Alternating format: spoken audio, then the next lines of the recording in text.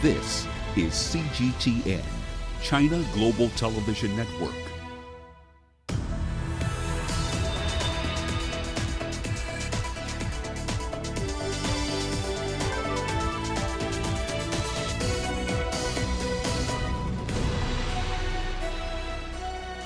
Hello there and welcome to Global Business Africa. We'll be giving you insight into Africa's business and financial markets. I'm Uche Okoronkwo coming to you from Kenya's capital, Nairobi. Let's start with a look at the markets. Now, most emerging market stocks fell further from record highs today as we saw a spike in global coronavirus cases, curbing appetite for risk-driven assets. Now, MSCI's emerging market stock index fell 0.2% on the day. South Africa's JSE firmed up on the other hand on those positive economic figures from China that of course showed that it is leading the world out of the pandemic-related recession in 2020. In Nigeria, we saw Dangote Cement, a huge drag on the market today. It fell over 1% as we see investors start off the week with some profit taking. Now, also coming up on today's show. The World Health Organization raises concerns over distribution of coronavirus vaccines. Nigeria to borrow from unclaimed dividends in its new Finance Act. And a Tunisian startup bets on a digital solution for the country's transport mess. Well, we begin today's program in Geneva, where the head of the World Health Organization says the inequitable distribution of COVID-19 vaccines between rich and poor nations will prolong the global pandemic. Now, Director General Tedros Adhanom Ghebreyesus delivered this stark warning on Monday as he kicked off the WHO's week-long executive board meeting. Take a look. At the first vaccines begin to be deployed, the promise of equitable access is at serious risk. More than 39 million doses of vaccine have now been administered in at least 49 higher income countries. Just 25 doses have been given in one lowest income country. Not 25 million, not 25,000, just 25. It's right that all governments want to prioritize vaccinating their own health workers and older people first. But it's not right that younger, healthier adults in rich countries are vaccinated before health workers and older people in poorer countries. There will be enough vaccine for everyone. But right now, we must work together as one global family to prioritize those most at risk of severe disease and death in all countries. And shifting focus now, let's head to Nigeria, where the government has decreed that it can now borrow money from unclaimed dividends and dormant account balances, and that is following the adoption of a new Finance Act. Now, it is expected that Nigeria's government will then have more financial capacity in order to handle cost-intensive projects and infrastructural developments. CGTN's Kelechi Mekalam, however, reports that the law is raising concerns in some quarters. Just recently, Nigeria's President Muhammadu Buhari signed the Finance Act into law, giving the government room to expand its borrowing options, this time round from unclaimed dividends and account balances that have been left dormant for about 6 years. They would be transferred to a government's trust fund. Though signed into law, experts are skeptical about the act. Telling someone who probably traveled to the US for 7 years, 10 years, or who even lives in the US and just leaves his money in Nigeria or any other country, that you need to borrow his money because the money is dormant in his account or his dividends are unclaimed. It's an act of criminality. It's also inconsistent with the 1999 Constitution. And based on the supremacy of the Constitution, 1999, that law is inconsistent, and so it will not stand the test of time. What is more important is not really how much we borrow, but how well these borrowed funds are used. Where we are now is a situation where questions are being asked around the proper management and utilization of resources. You know, yes, government has made all kinds of commitment towards the anti-corruption fight, but evidence available still shows that we are yet to get to that pedestal of transparency. Nigeria has a growing appetite for borrowing. As at the third quarter of 2020, the country's debt profile was over $85 billion. Government's been looking for ways to stimulate the economy amid revenue shortfall, and the new Finance Act provides viable options.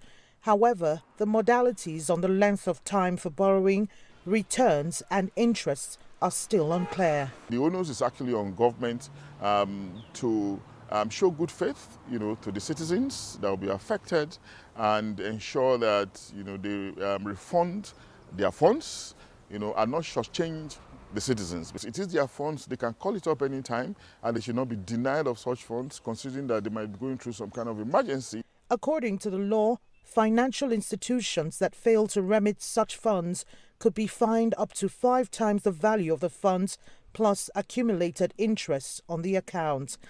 If well utilized, government would have more funds to spend on its budget and cost-intensive projects that will directly impact on citizens.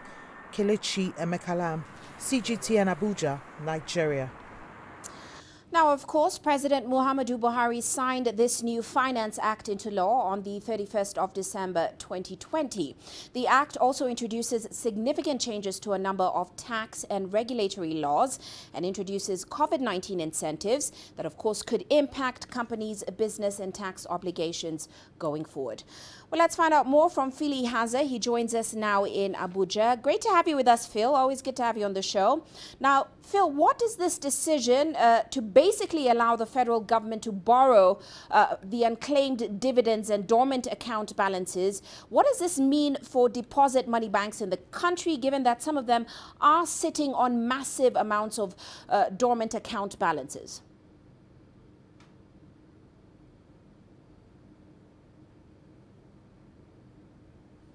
Well, thank you, Uche. That clause or that act is something that is still very debatable among a lot of Nigerians. It has raised a lot of skepticism, criticism from quite a number of analysts and economic experts, especially with the fact that although the reason or intention behind that act is supposed to be able to mop up funds from quite a number of dormant and unclaimed funds that have been there for quite a number of years. You're looking at, in some cases, stolen funds from politicians who don't want to be in the radar of the anti-corruption agencies, and so they leave those funds there. You also see, in some cases, family members who have died and the members don't even know that those funds exist. But also, if you look at the fact that some people who are maybe in the diaspora and they do not need to come to the country at the moment, if the law says for more than 6 years to reclaim those funds, it has raised a lot of questions, especially with the fact that before now we've seen people complain that the funds from repatriated funds from outside the country before now have not been utilized very well. So people are asking what will happen. It also means that this may be the end of deposit money banks because huge funds we know are dormant funds, unclaimed funds are domiciled in those banks. So you might see people having to forcefully withdraw their funds if it's been there for quite a number of time, or even spend it recklessly, or try to find ways to ensure that they are not culprits of this act. So the most important thing analysts have said is that if the government can actually make it clear, especially with returns to those borrowed funds, and of course utilize it in infrastructural development, that may go a long way to reduce the burden of borrowing on the part of the government. Well, of course, Phil, there were also some other major amendments introduced in this new Finance Act that, of course, could present challenges and some opportunities for businesses and individuals in Nigeria, such as the reduction of minimum tax payable by companies. The government reduced it to 0.25%. Give us a sense of what was some of the key amendments we saw in this act.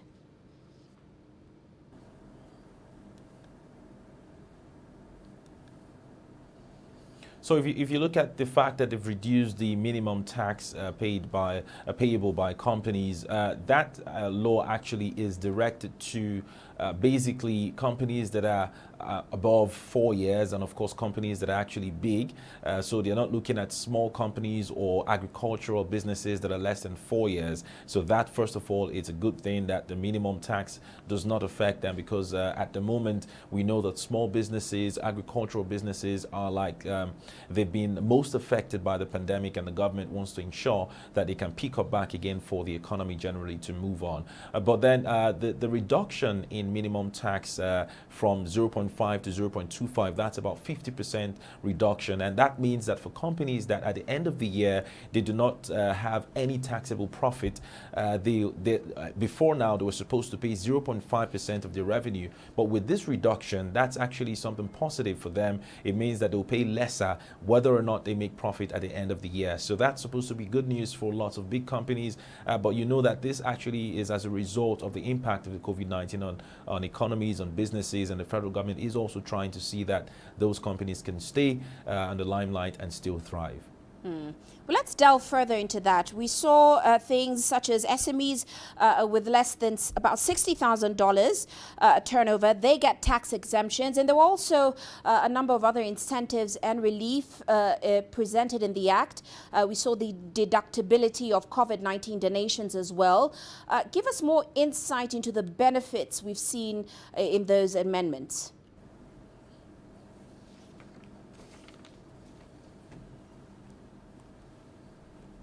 Well, there are quite a number of amendments. There are actually lots of them, 20 ones I can actually mention, but because of time, there's also the one that has to relate to commercial airlines, reduction in levies and excise duties on importation of aircraft or parts related to the aviation industry. That is also one, and quite a number of them. But if we look at the COVID-19 incentives and relief that has been extended to companies, it has to do with the fact that, so if a company, say, makes a profit of 10 million naira at the end of the year, and their taxable the tax on that profit is about, say, 2.5 million. If they donate the whole of that tax, or almost all of it, there's a benchmark is about 25% of that. It means that they will not need to pay tax anymore to the government. So the government can transfer the tax and record it as donation. Even if it's excess, they will even pass it on to the next year. I think 2 years, that's the range. So it means it's going to encourage a lot of companies to donate, because if you look at last year, we had the COVID fund where lots of private companies were joined the government to invest, or rather donate funds to tackle the COVID-19, but they still had to pay tax. So this incentive or relief will go a long way to encourage a lot of companies to bring forward their donations, whether because they're not afraid that would make them still pay tax. They know that they can be exempted from that, and also to encourage companies not to evade or avoid tax. So it's something that the COVID-19, even if it's a challenge, it has brought some kind of reform that would help or encourage a lot of private entities to join hands with the government to tackle the pandemic that the country is currently faced with. Quite interesting. Well, we do have to leave it there. As always, good to have you with us, Phil. That is Phil Ihaza joining us there in Abuja. Well, let's stay in the country. Steering Nigeria's economy out of recession will require urgent policy changes, and that is according to a number of economists. They say that Nigeria is currently struggling to deal with a declining oil market and, of course, the after effects of COVID-19 induced lockdowns. But as Phil now reports, some experts are predicting a more ambitious V-shaped economic recovery. Nigeria's economy was fully submerged in recession by the fourth quarter of last year. A dip in crude oil prices and the slowdown, if not complete halt, to many economic activities for more than 6 months due to the coronavirus pandemic drove the economy into the ground. The Nigerian GDP has declined by minus 3.62%. In real terms, that is in the third quarter, following a much larger contraction of minus 6.1% in the second quarter of 2020. Following the traditional definition, this means that Nigeria is technically in a recession. The picture isn't entirely bleak as Nigeria looks forward. The government has lifted lockdowns and business activities have resumed. Oil prices are beginning to recover. And an optimistic survey by one company, Sigma Pensions, claims that as long as business activities continue, the country will experience a V-shaped economic recovery. But such a rapid bounce back is not on the cards, according to many analysts, who argue the only way out of recession is for the government to make some rapid policy changes to diversify the economy and crucially make Nigeria less reliant on oil. We have to use a many-pronged approach, attacking all the issues all at the same time. The agricultural sector, which is supposed to be our second mainstay, must immediately restart. Right now, farmers are not on their farms. Most of the farmers have been decimated and sent out of their farms. And so, if we don't kickstart almost all the sectors at the same time, I don't see that recovery coming anytime soon. A World Bank report shows that beyond the loss of lives from COVID-19 last year, more than 5 million more Nigerians are expected to slip into poverty. The implications of a prolonged economic recession is that many more people will become poor. And that's not good news for a country like Nigeria, where nearly 100 million people, about half the country's population, live in abject poverty. However, the government claims to be doing its best to achieve a V-shaped recovery. Let me also state that this administration is fully aware of the current economic situation and is working round the clock to reverse the trend and restore the economy on the path of sustainable, inclusive growth. To achieve this, government had developed an economic sustainability plan to cushion the effect of the COVID-19 pandemic and is already vigorously implementing these policies that are aimed at stabilizing the economy. The Economic Sustainability Plan set out by the government involves a $6 billion grant aimed at protecting small businesses from the impact of the pandemic. The hope is that this will make a difference soon. But even if Nigeria does outperform other sub-Saharan economies in 2021, experts say long-term systemic problems restraining the economy mean radical reforms are needed. Phil Ihaza, CGTN, Abuja.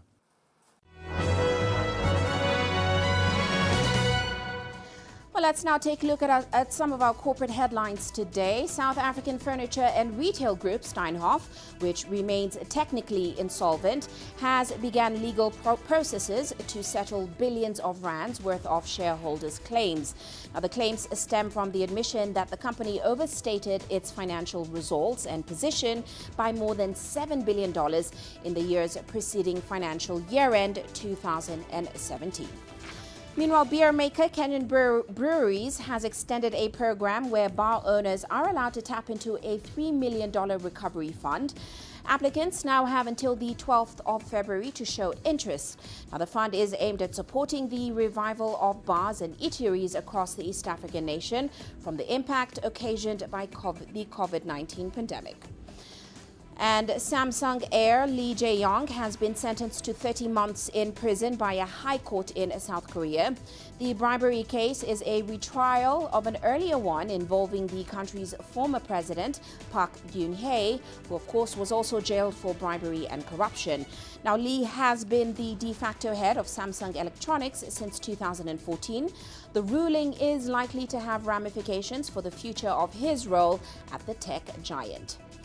And finally, the merger of French carmaker PSA and US-Italian rival Fiat Chrysler becomes official on the 23rd of January, creating Stellantis, the world's fourth biggest automaker by volume. The new company will bring together producers such as Peugeot, Citroën, Fiat, Chrysler, Jeep, Alfa Romeo and Maserati, each of which will continue under their own brand names. Now, the 14 Stellantis brands will account for about 9% of the global auto market. And that is a look at our corporate headlines.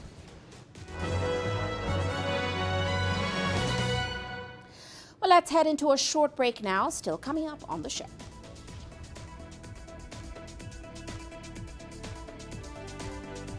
Egypt's central bank bans banks from distributing profits to shareholders. And an electric car enters the Tunisian market as the world seeks more environmentally friendly mobility. Every story starts out like this. Okay, we'll head up now. But beyond the rush of the numbers, there's always a more fundamental question. What happened? Who has been affected? When market-moving decisions are made, who's responsible and why? Let's get some reaction on ground. Joining us in Johannesburg is Uche. Hello, Nairobi. This is how all stories begin. See how they end. Only on Global Business. Africa is the nexus of enterprise, and Global Business will tell you why it matters. From the mega investment projects to multi-billion-dollar mergers and acquisitions. Africa today collects, just in terms of revenues from taxes alone, $545 billion a year. If you take 10% of that and you devote it to the energy sector, problem solved. All this on Global Business, weekdays at this time on CGTN.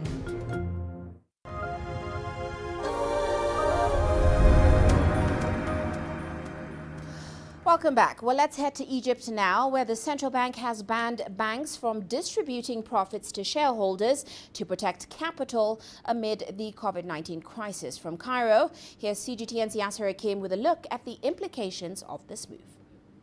The decision by Egypt's Apex Bank to ban cash dividends comes amidst the outbreak of a second wave of the coronavirus, which has caused concerns of economic recovery. Analysts say the move was not a surprise, given the possible impact of the pandemic on the ability of borrowers to repay loans. The central bank was to preserve the stability of the financial sector and to support and help increase the capital of banks in Egypt. There is liquidity in Egyptian banks, but since there is no clear vision as to how or when the coronavirus pandemic will fizzle out, the central bank had to take precautionary measures to safeguard the banking sector and shareholders. In 2020, Egyptian banks funded several stimulus packages to protect the different sectors and the community from the fallout caused by the pandemic. The initiatives that has been taken by the central bank and in order to ensure availability of liquidity in the economic sector had helped to a great extent in ensuring the flow of the productivity and the workforce at large. Some of these initiatives was basically extending the overall loan book for 6 months for an amount of almost 2 trillion Egyptian pounds, and this was basically an unprecedented global initiative taken by the Central Bank of Egypt. Some fear that preventing shareholders from receiving their dividends would prompt foreign investors to shy away from Egyptian stocks. Others, however, have downplayed such an implication. On the short term, there could be concern by shareholders to invest if they can't receive their profits. But on the long term, shareholders know that these decisions will maintain the stability of the banking sector, will preserve the rights of the clients and shareholders, and inevitably will increase their profits in the future. The central bank also wants to guarantee there is enough financial reserves in case banks have to fund more stimulus packages as the COVID-19 pandemic continues to ravage nations across the globe. Yasser Hakim for CGTN, Cairo. Meanwhile, the World Bank has upgraded its projections for Tanzania's economic growth this year as the world recovers from the impact of the COVID-19 pandemic. Now, the bank forecasts that Tanzania's economy will grow by 5.5% in 2021.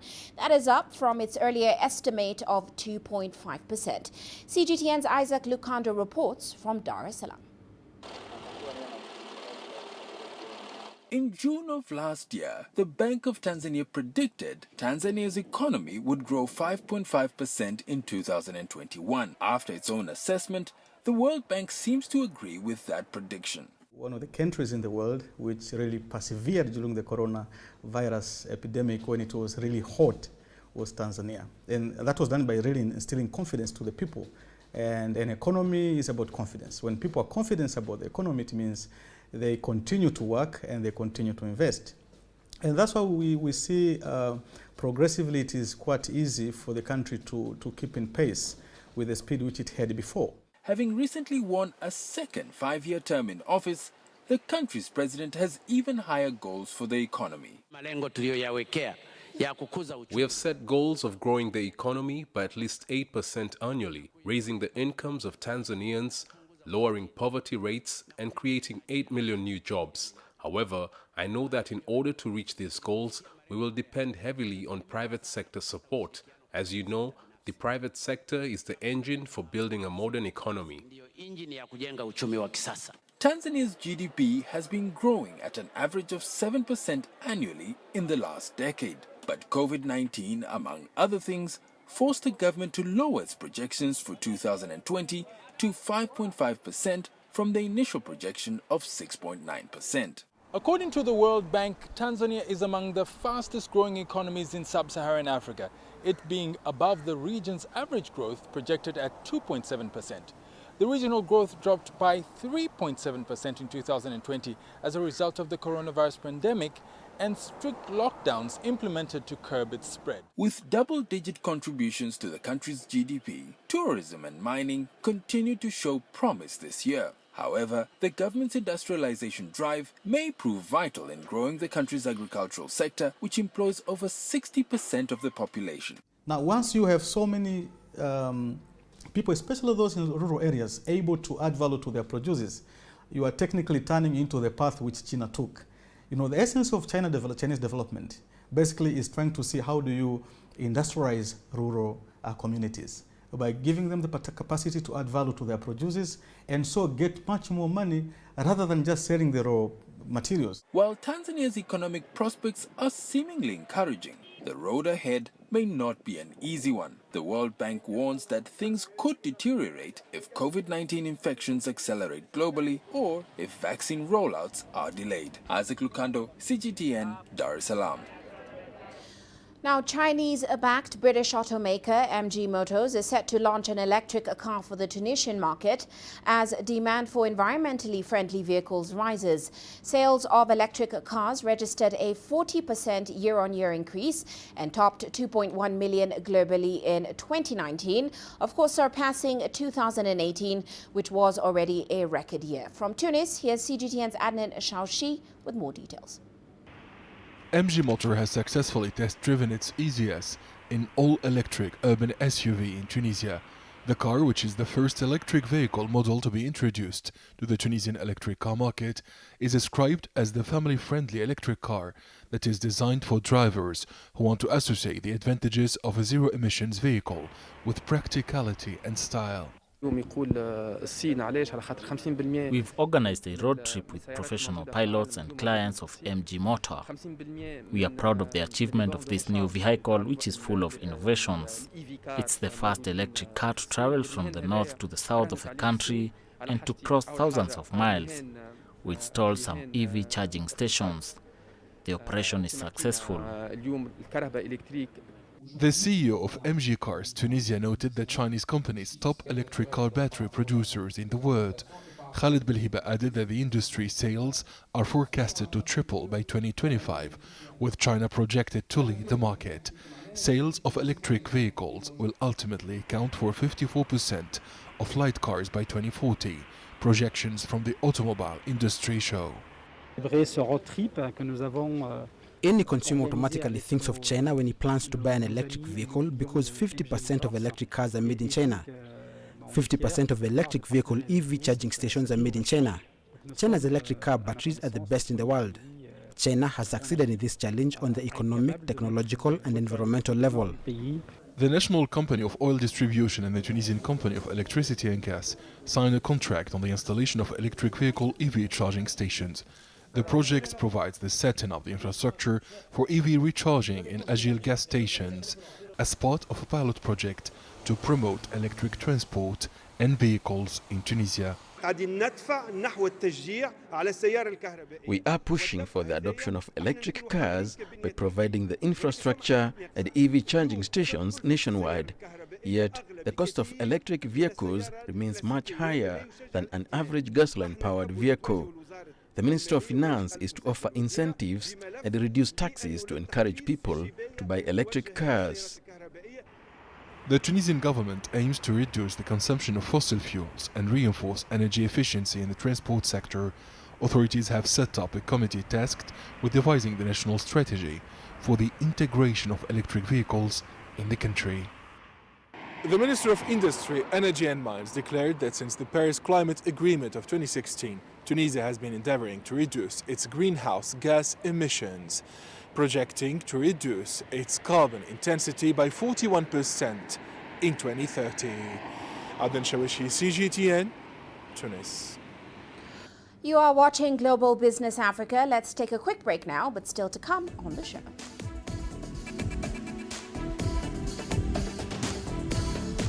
China's economic growth in 2020 exceeds expectations. And we take a look at initiatives to enable the elderly navigate technology with ease.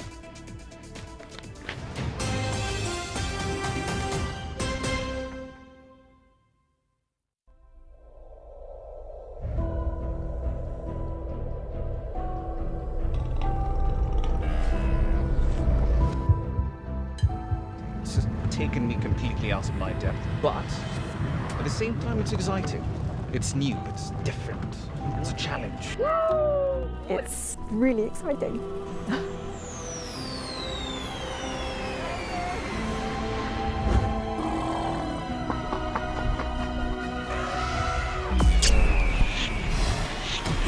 Over the last 14 hours of rain.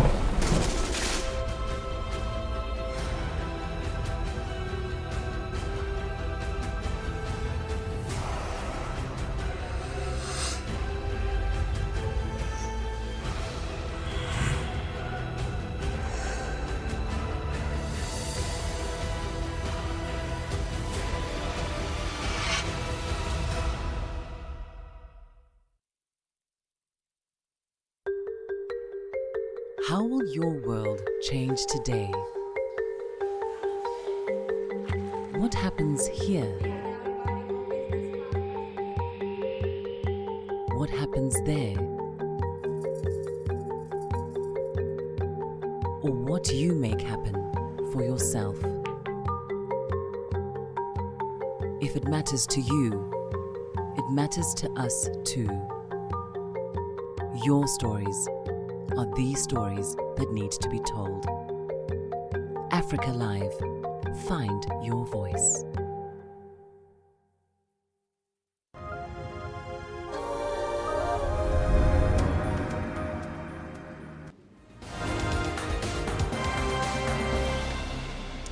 Now look at other headlines this hour. Residents in Sudan's western Darfur city of El Geneina are fleeing. This comes after militiamen attacked the area on Sunday, leaving at least 83 people dead and about 160 others injured. Now the Sudanese defense minister says military reinforcements have been sent to the city. And the United Nations says the postponement of elections in Somalia is threatening stability in the country. The body's special representative, James Swan, has accused political leaders of interference with electoral processes, hence the delay. Now, the polls were to be held last month. And the recently elected Egyptian House of Representatives has held its first session. Women's rights activists have hailed its composition as the House now has about 162 women as members. This, of course, is the biggest number of seats held by women in Egyptian history and more than the 25% quota set by the Egyptian constitution. And finally, Uganda is ramping up the use of rapid diagnostic testing for COVID-19, and that's following a surge in cases. The country is closing in on 40,000 cases and has so far registered more than 300 deaths. Now, the rapid diagnostic tests have been approved by the World Health Organization.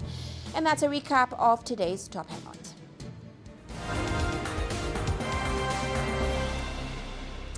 Well, let's now turn our attention to international news. Let's focus on China's economy in 2020, where the latest numbers from the country's Statistics Bureau show a steady recovery, exceeding expectations amid a roller coaster of a year. CGTN's Gao Ang reports.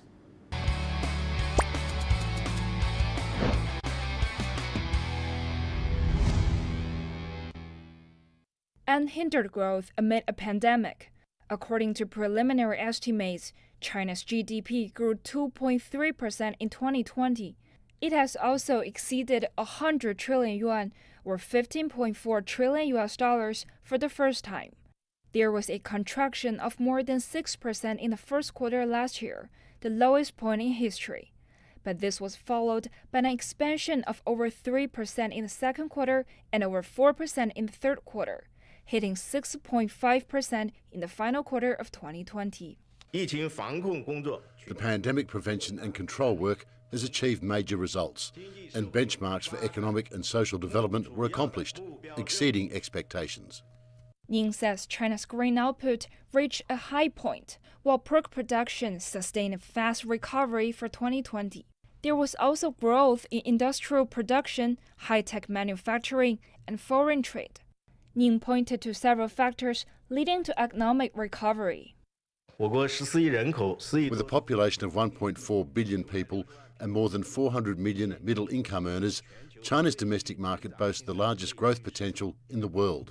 The advantages of a super large-scale market are obvious. In the new year, no matter how the international situation changes, the domestic market is our foothold to more development.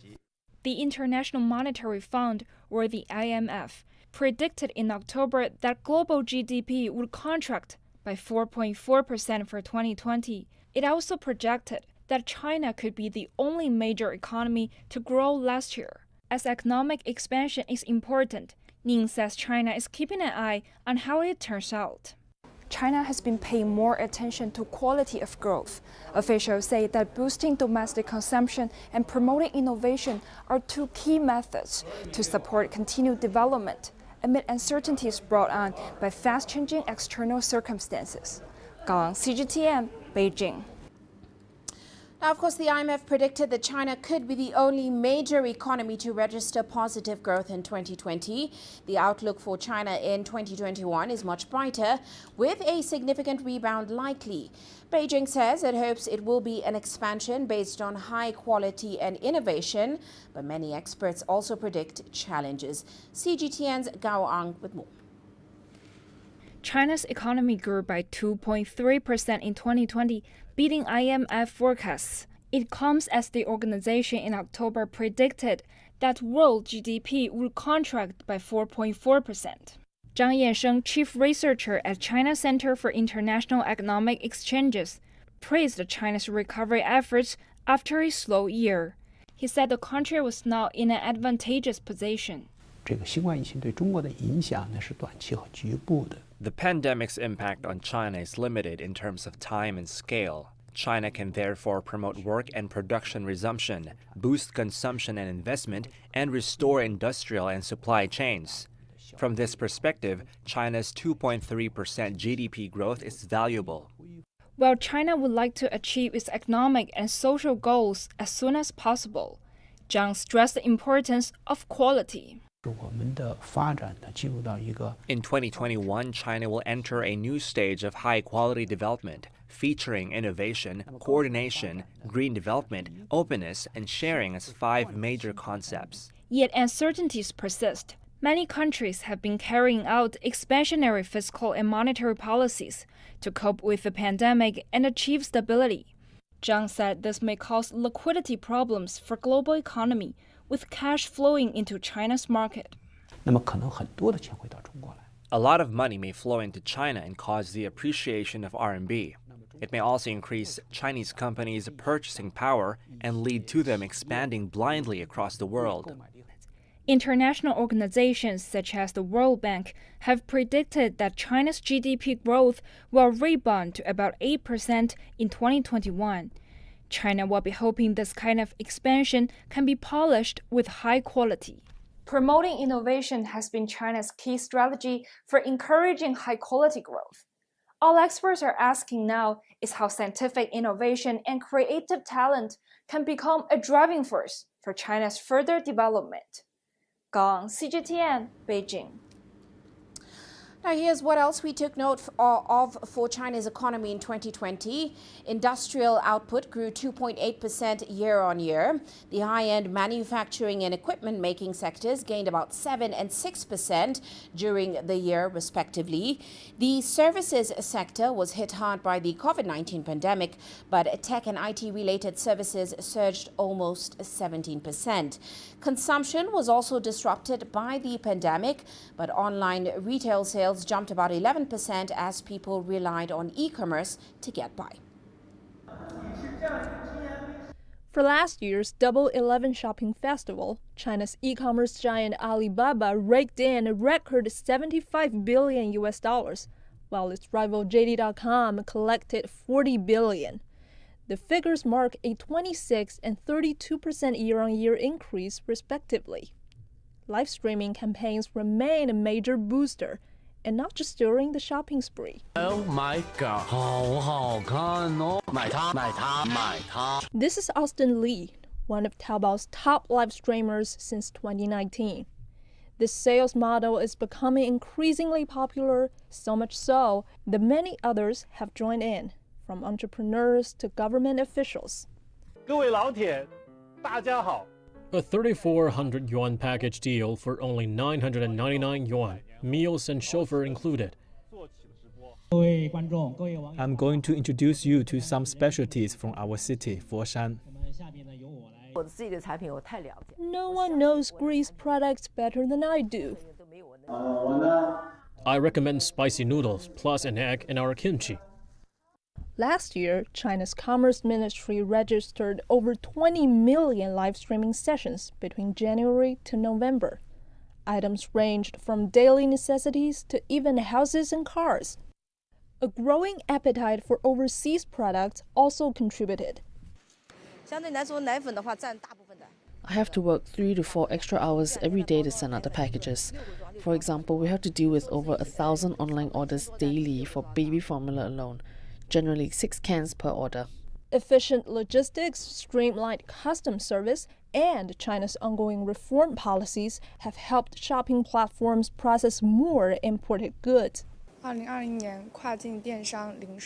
2020, 100 overseas products in 92 categories were added on China's positive list for cross-border e-commerce. These products were all consumer goods popular in recent years. Customs data showed that China's cross-border e-commerce trading volume last year jumped over 30% to 1.7 trillion yuan or $260 billion. Gao Songya, CGTN. Well, let's move on to India now. The country's Supreme Court last week suspended the implementation of the controversial agricultural laws, which were passed last year, that we saw push hundreds of millions of farmers to go on strike. Now, for India's farmers, however, the Supreme Court's move doesn't go far enough. They're now calling for a full repeal of the new farm laws, and they argue that that put their livelihoods at stake. Tens of thousands of farmers have been camped on the outskirts of the capital, New Delhi, for almost 2 months, protesting against what they say are bills against farmers. The laws, initiated by government of Prime Minister Modi, will allow farmers to sell their goods to anyone for any price. But farmers say the move will only benefit large private buyers at the expense of growers. And despite the move by India's Supreme Court to put the farm laws on hold until further notice, protesters say it's just not enough. Today, in the form of 3, this farmer Virudhi bill, we are burning the copies of those actions. And we are taking a shapt also on this day that for the betterment of the farmers, for the betterment of our country and the agriculture, we are taking a shapt, taking a determination to fight out these 3 actions, to bring a welfare, to bring better conditions for the farming community in the future. On this day of our harvest festival, we torched the copies of the 3 laws, which are destructive for farmers and the society, made by the government of India to express our anger. We are demanding to repeal the laws. For decades, the Indian government has offered guaranteed prices to farmers for certain crops, providing long-term certainty. Farmers want a total repeal of the new laws, and 8 rounds of talks have so far failed to break the deadlock. 高颂雅 CGTN. Now, for many of us, using a mobile phone is second nature. But for the older generation, digital technology can seem like an alien concept. Well, tonight on What's Hot, CGTN's Francis Kuo explores what China's government is doing to make sure the elderly don't fall behind. This group of eager students is trying to unlock a mystery, the smartphone. I did not know how to use it when I first purchased the smartphone.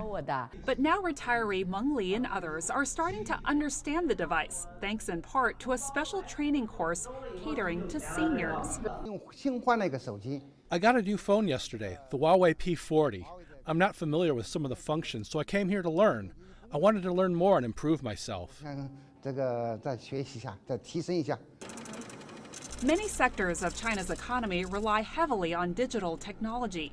Cash is considered old-fashioned, so many transactions are handled through online payments and digital apps like WeChat Pay and Alipay. It was my daughter who taught me. She taught me how to pay and how to transfer money.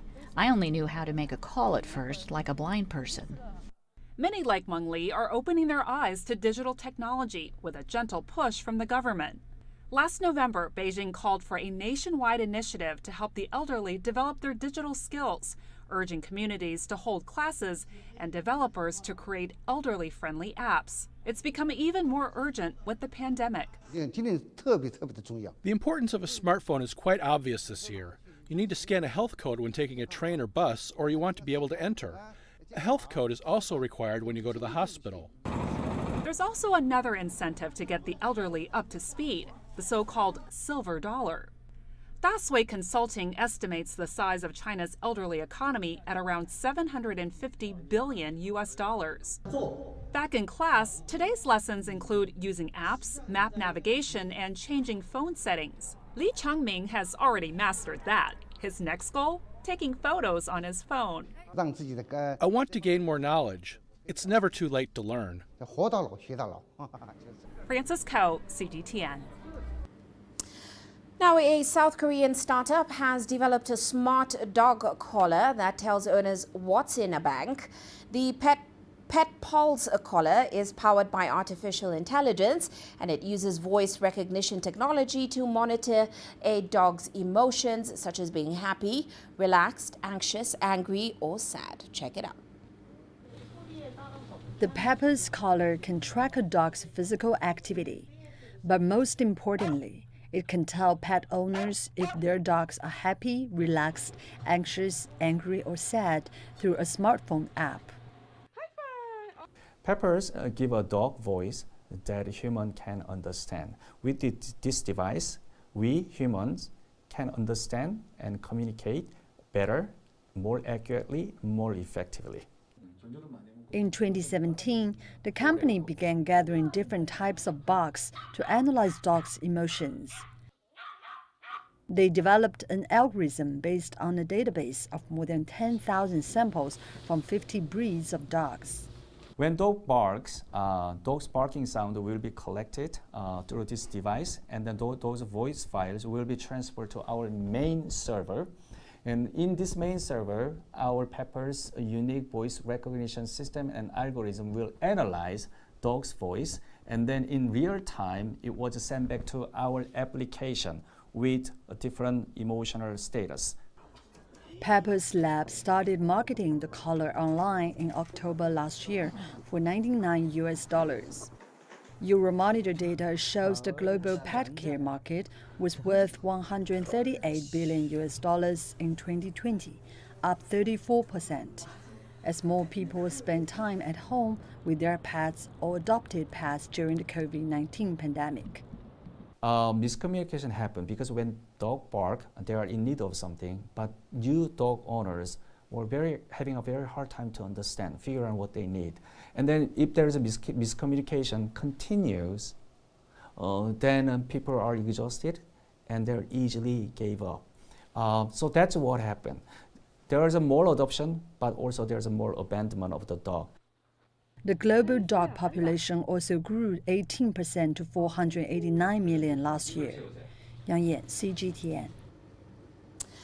Let us shift focus now and take a look at commodity markets today. Oil prices holding steady as a better than expected quarterly rebound for China's economy did help to counter fears over soaring COVID-19 cases around the world. They of course held steady despite tight restrictions that of course could dent economic growth and fuel consumption. Meanwhile, gold prices also steady today after dropping to their lowest in 1.5 months as prospects of a huge U.S. coronavirus relief aid did outweigh a stronger dollar, and it lifted its appeal as an inflation hedge as well. Well, let's take a short break now, still coming up on the show.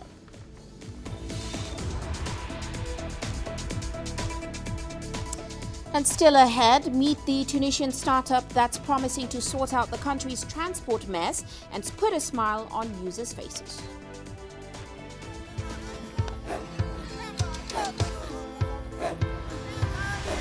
Africa is a continent of diversity, with varied climate and enchanting geography, and a people so distinct, but with a shared enduring spirit. We are at the heart of the continent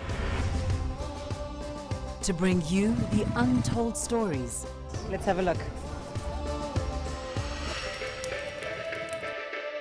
We celebrate Africa as it shapes its own destiny. Aden, Tunis, Cairo, Juba, Ethiopia, Tanzania. Africa Live. Find your voice. You don't find the stories of North Africa by sitting on the sidelines.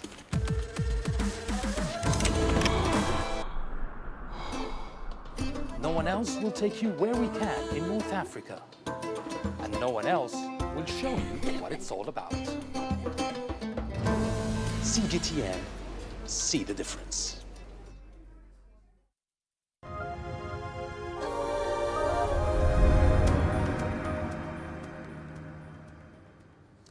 Now, the Egyptian government and the European Investment Bank have signed a $1.4 billion agreement to rehabilitate and expand metro and light rail lines in the cities of Cairo and Alexandria. The EIB funds will be issued in 2 tranches and will support the development of 3 projects in the 2 cities.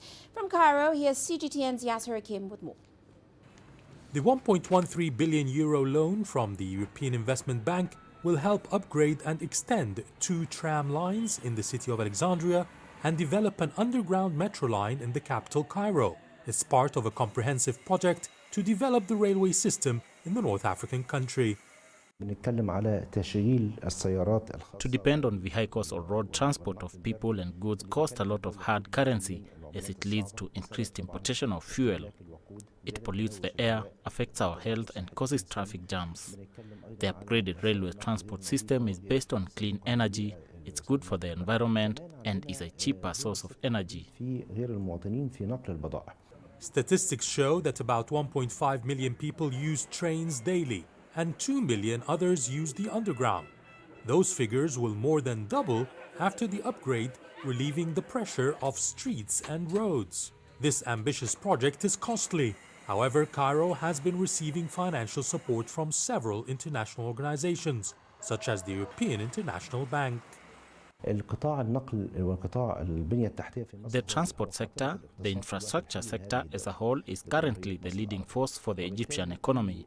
So any smart investment here should be in infrastructure, building new roads, transport systems, clean energy and more. Egypt has already received the first tranche of €600 million from the EIB to begin work on the projects. The rest of the funds from the €1.13 billion loan are expected in the first quarter of the year. Yasser Hakim for CGTN, Cairo. And the African startup space has shown great strength and tenacity in the face of adversity caused by the COVID-19 pandemic. One of the successful startups is a Tunisian solution for the mess in urban transport. The app is directly contributing to improved transport services for millions of users. CGTN's Adnan Shaushi with the story. The bus software startup is offering a real-time solution for urban transport operations.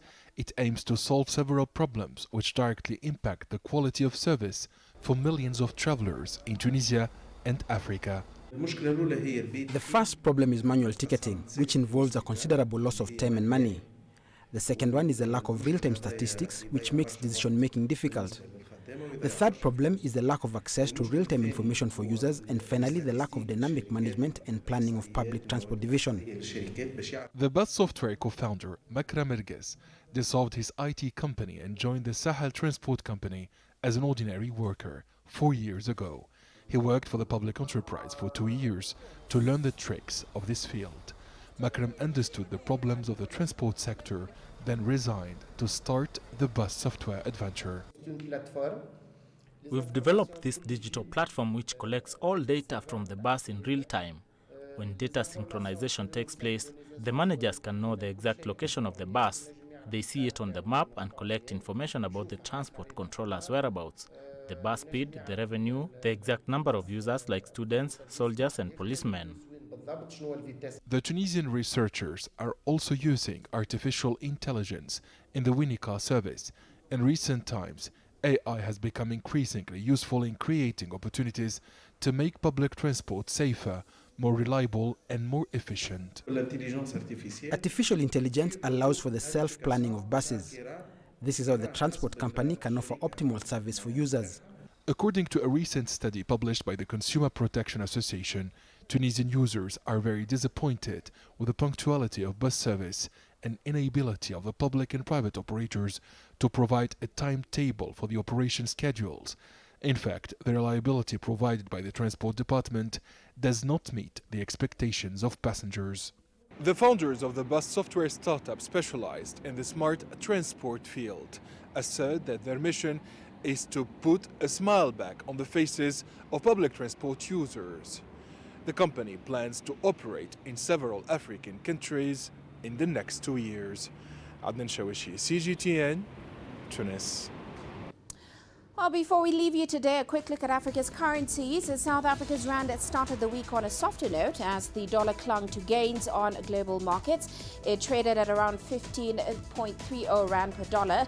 That's down roughly 0.15% on its previous close. Meanwhile, Kenya's shilling continuing to remain under pressure as the government is weighed down by external debt repayment obligations. Also, its tourism sector continues to see reduced inflows due to COVID-19. And that's it for this edition of Global Business Africa. Remember, you can send your feedback to the contacts on your screen.